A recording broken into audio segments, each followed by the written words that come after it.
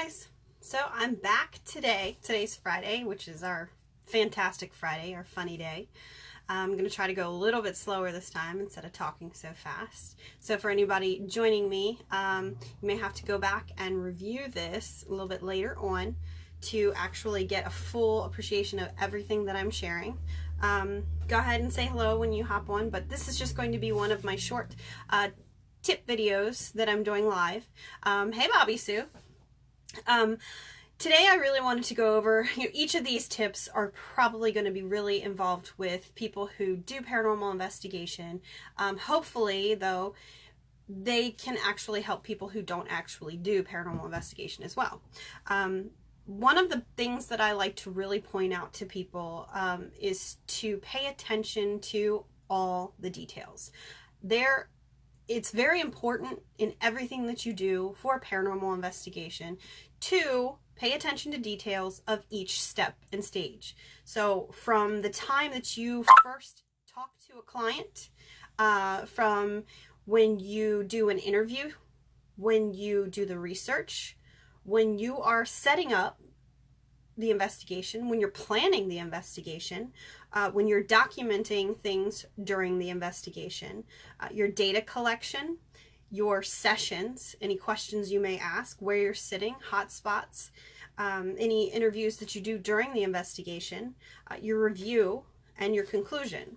So to go back through that a little bit, remember, when you're doing an interview of a client, your first contact with them, you should always be asking questions that are going to help you decide which direction the case is going to go. Now, not every case that I get across my desk is actually one that we investigate. So remember that when you ask specific questions, it allows you to make a decision of whether or not that client needs an investigation, how quickly you need to get there, and the types of things that you're going to have to pursue before you actually start planning.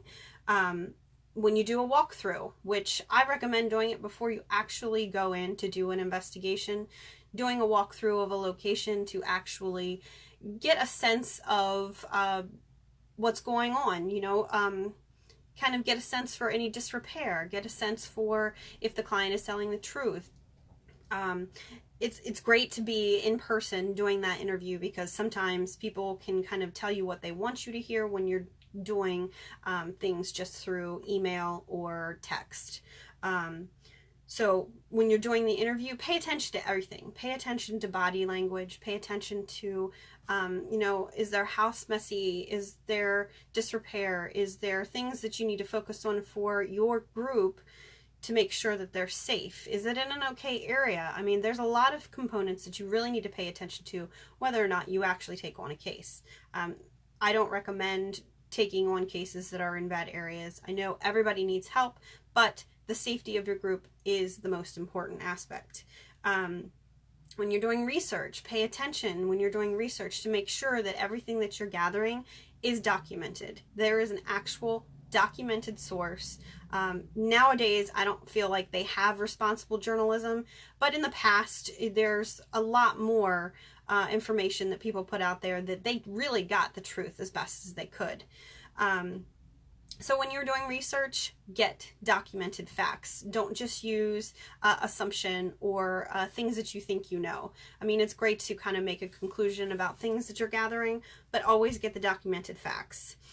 When you're planning your investigation, it's really important to kind of have an idea of where you want to set up cameras, where you want your audio sessions to be, where are the hot spots, making sure that if you have a base command that it's far enough away from your location that you're not interfering with any of the audio or video.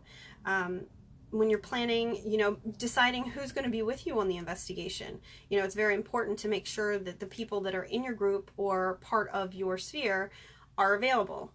You don't want to show up and be the only person and not be able to complete the investigation. During the investigation, documenting where people are is very important.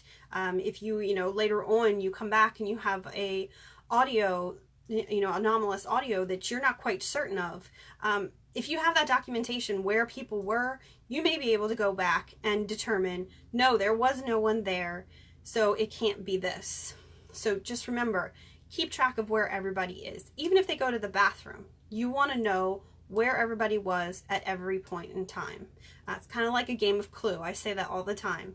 And I document weather. I document the moon phase. I document the temperature as we go through the night, especially if it's a huge temperature change.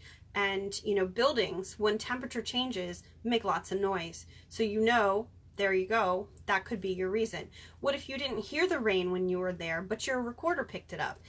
You keeping track of the weather, you know that it rained that day. And it also, in the end, if you do several investigations, you can actually kind of get a good model or a graph to show it was more active when it was raining. So every time you go to this location and it rains, you have activity. But maybe when you go, there is no activity when it's clear outside.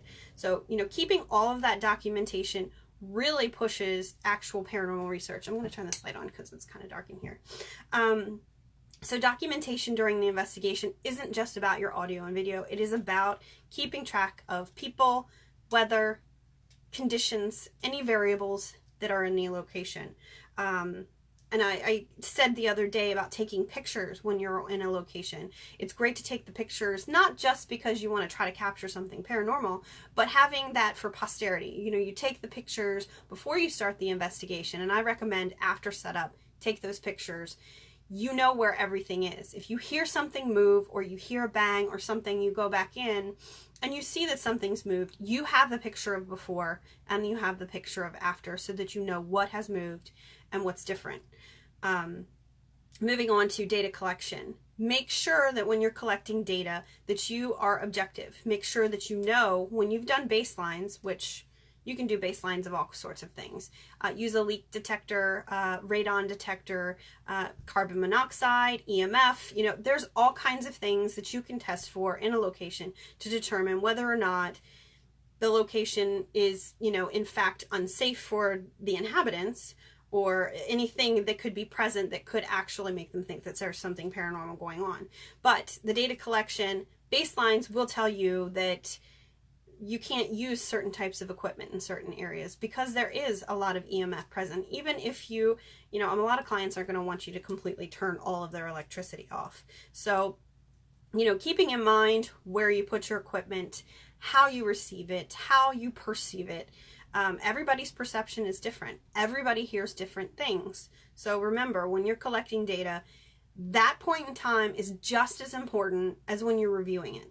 So, and to me, it's more important because if you contaminate any of your data collection, or you go back and you don't remember what setting maybe you had the spirit box on, or you're not quite sure where you put it, just remember that a better example would be where you put your audio recorder, because if you don't know where you put it, you don't know where your mic was aimed, you don't know what kind of sounds it picked up. So remember, keep track and pay attention to the details of where you use your equipment and how you're collecting that data. And don't let your senses kind of carry you away into a situation that you're not even quite sure how you got there.